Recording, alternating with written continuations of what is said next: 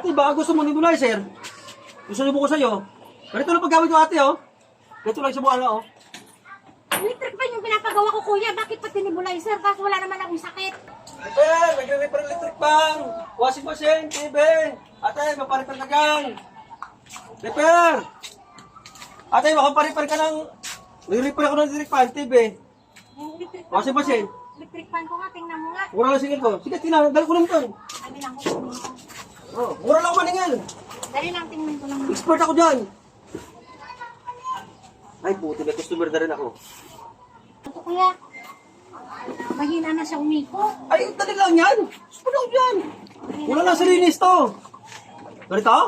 Oo. Dali lang yan. Parang nalabas yung hangin niya. Oo, dali lang. Dali lang, hanapin ko nito taga, ang ano, pang ayos ko. Sandali lang, expert ako dyan.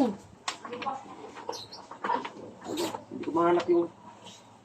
Ate, baka gusto pa repair yung lababo mo, marunong mag-tiles.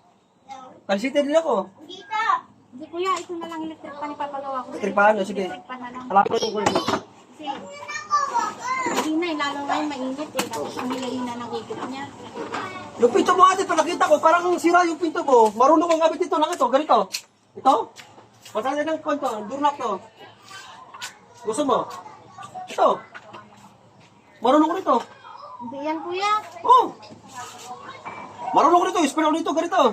Hindi na yan, kuya. Itong electric Ah, electric fan? kuya. Sige. Electric fan lang yung pinapagawa ko sa'yo. Sige. Hindi mo na, hindi ko muna ipapagawa yung... Kasi pag kaya kakagabit yan, yan dating trabaho talaga yan. Masundin Kaya ako. kuya, ito lang electric fan yung pinapagawa ko muna. Electric fan. Ito, nalapit ko muna yung kwan. Nalapit ko muna yung anong gamit ko. Ate, baka gusto mo nebulizer? Gusto niyo ko sa'yo? Ganito lang paggamit ko ate, oh. Ganito lang sa buwan, oh. Electric fan yung pinapagawa ko, kuya. Bakit pati nebulizer? Kasi wala naman akong sakit. Hindi, baka gusto mo ba? Baka may hika ka. Wala akong hika. Electric fan yung pinapagawa ko sa'yo. Malapit ko na rin itong pang ano ko sa electric fan. Di ba naman nebulizer yan eh. Kasi kumplito ko natin yung gamit dito. Tapos electric fan lang yung pinapagawa ko sa'yo. Tapos ang dami-dami mong dala. Baka gusto mo ano, may kuwan ako dito, may pang BP, baka high blood ka na.